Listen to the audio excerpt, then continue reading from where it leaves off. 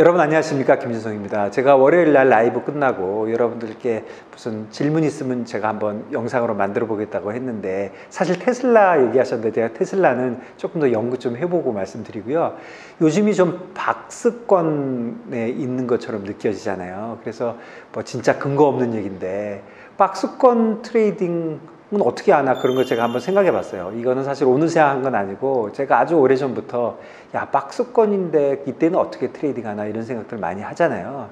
주식 어떻게 될 것 같아? 뭐 환율 어떻게 될 것 같아? 이렇게 물어볼 때 진짜로 책임 없게 대답하는 게 박스권이라고 대답하는 거예요. 그리고 뭐 어널리스트한테 지금 주식이 2,500인데 뭐 이달의 레인지, 금년의 레인지 물어보면 2,400에서 2,600이래요. 또는 2,300에서 2,700이래.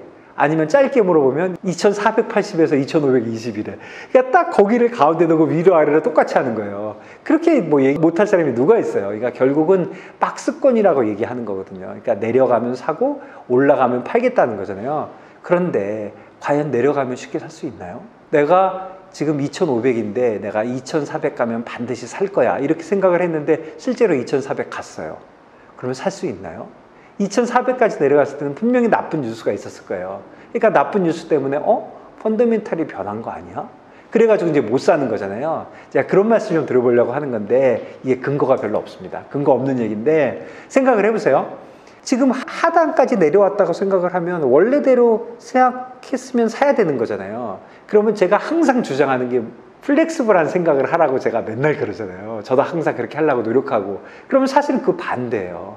상황이 변했으니까 플렉스블하게 생각해보면 2,400이 이제 바닥이 아닌 거예요. 뭐 그렇게 생각할 수 있는데, 그러면 거래는 언제 합니까? 2,500일 때는 2,400이나 2,600 가면 한다 그러고 실제로 가면 안 하는 거잖아요. 그러면 결국 한 번도 거래를 못 하는 거잖아요. 그러니까 그런 면을 생각해 보니까 이게 사실 쉬운 얘기는 아닌데, 첫 번째 드는 생각은 뭐냐면 박스권, 그러니까 박스권이라고 원래 생각했던 그 레인지를 정할 때 그 바닥에 대해서는 뭔가 나름대로 이유가 있었을 거예요. 남들이 얘기한 게 아니고 주로 자기가 정했다면. 그러면 그 이유가 있었으니까 그 원래 그 박스권을 정했을 때는 정신이 되게 맑았을 때이잖아요, 상대적으로. 그러니까 그때는 뭔가 맞았을 거라고요. 그러니까 그때 가면 그게 되게 맞기는 해요.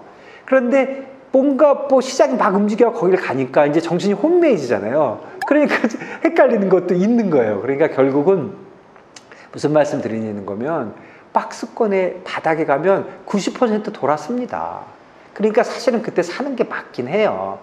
그런데 뭐 겁나는 거죠. 그래서 두 가지를 저는 체크해 봐야 된다고 생각합니다. 하나는 진짜 박스권 맞아?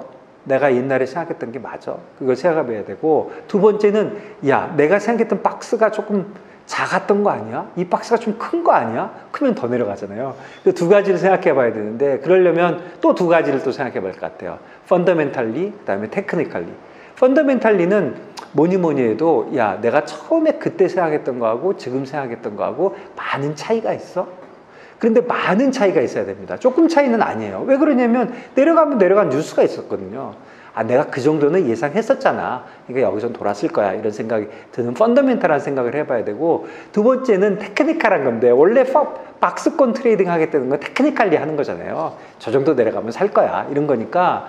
테크니컬이 생각할 때 저는 뭐 근거 없는 아이디어긴 한데, 내가 하려고 했던 그 특정 종목 있잖아요. 그게 코스피든 삼성전자든 달러든 뭐 국채든 그 그래프를 펴놓고 내가 원래 생각했던 여기가 왜 하단인지 그 그래프가 나오잖아요. 그 그래프를 하나 예쁘게 하나 뽑아요. 그런 그래프가 있었기 때문에 내가 여기가 바닥이라고 생각했을 거예요. 그러면 그 타임 프레임을 그대로 만들어 놓고, 내가 예를 들어 삼성전자의 바닥이라고 생각했으면 삼성전자가 아니라 뭐 이제 하이닉스도 한번 보고 코스피도 보고, 코스닥은 관계 없나요? 그러면 이제 뭐 US 달러도 보고, US 뭐 나스닥도 보고, S&P도 보고, 뭐 유가도 보고, 뭐 필라델피아 반도체 지수도 보고, 가장 관계 있는 것들 최소한 10개는 있을 거예요. 그거를 똑같은 타임 프레임에 맞춰갖고 한번 그림을 보잖아요. 근데 그림이 진짜 비슷하잖아요. 그러면 되게 맞을 가능성이 많아요. 그런데 이게 삼성전자만 저기 걸릴 것 같고 나머지는 그 날짜가 예를 들어서 뭐 작년 10월이다. 작년 10월에 삼성전자만 돌아섰지 하이닉스도 안 돌아섰고 뭐 코스피도 안 돌아섰고 S&P도 안 돌아섰고 원달러도 변화가 없고 채권도 변화 없고 필라델피아 반도체도 변화가 없고 아무것도 없어요. 그러면 그냥 삼성전자에 특별한 이슈가 있는 거고 사실 별거 아닌 거죠. 사실은 어떻게 보면 박스권을 처음에 셋업할 때부터 그렇게 했어야 되는지는 모르겠지만 그렇기는 어려워도 실제로 진짜 야 갔는데 사는 게 너무 무서울 때는 그런 식으로 테크니컬리 한번 봐도 좋은 것 같아요. 그래서 결론만 얘기하면 박스권이라고 생각했는데 바닥에 가면 사기 쉽지 않아요. 그때도. 그렇지만 그때 한번 생각해 봐야 될 거는 정확하게 야 박스권은 진짜 맞았나. 그 다음에 박스가 혹시 더 큰 건 아닌가. 펀더멘탈리 변한 건 뭐냐. 많이 변했어야 변한 거거든요. 그리고 테크니컬리는 그냥 간단한 방법인데 같은 타임 프레임에서 다른 종목들도 한번 보는 게 어떤가. 그런 게 제 생각입니다.